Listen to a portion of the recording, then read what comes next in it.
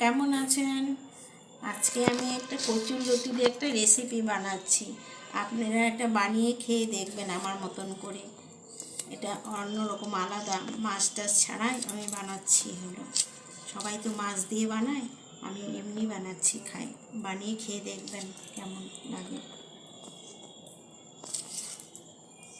প্রথমে আমি লতিগুলোকে ভালো করে কেটে নিচ্ছি।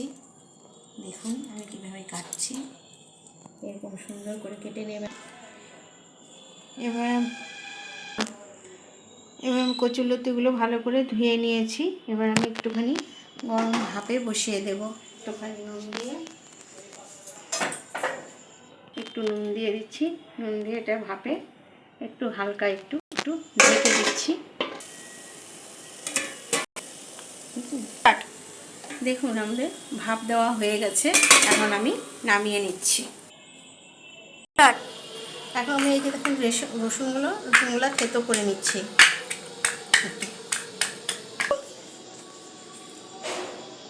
এবার আমি কড়াইতে তেল দিয়ে দিচ্ছি। হ্যাঁ বলো।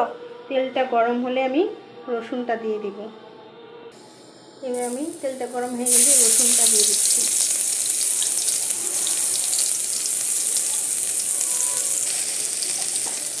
এই রসুনটা একটু লাল হয়ে আসবে, তারপর আমি একটু কালো জিরা দিয়ে দিব। রসুন লাল হয়ে গেছে, এবার আমি একটু কালো জিরা দিয়ে দিলাম।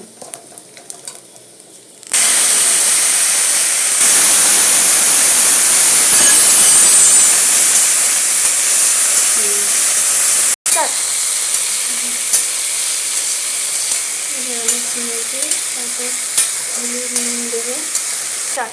আমি হলুদ দিয়ে দিলাম। এবার আমি একটু নাড়াচাড়া করবো, ভালো করে নাড়াচাড়া করে দিতে হবে।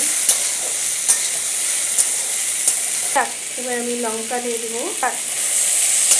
তারপর এই যে সর্ষে বাটা, এই সর্ষে বাটাটা দিয়ে দেবো।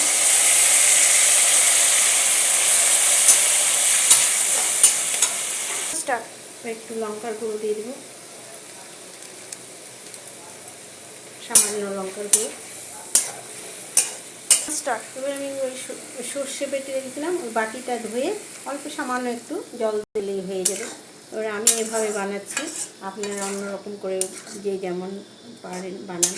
আমি আমার মতো করে বানিয়েছি, আমার মতো করে আপনারাও বানিয়ে দেখবেন একবার, খেয়ে কেমন হয় তারপর বলবেন। এবার আমি ঢেকে দেব। ঢেকে কিছুক্ষণ হয়ে যাবে, বেশ না, ঢেকে দিলেই হয়ে যাবে। দেখো কত সুন্দর হয়েছে, এতে যা মজা হবে না। কালারটা দেখুন একবার, সেই সুন্দর স্মেল বেরিয়েছে।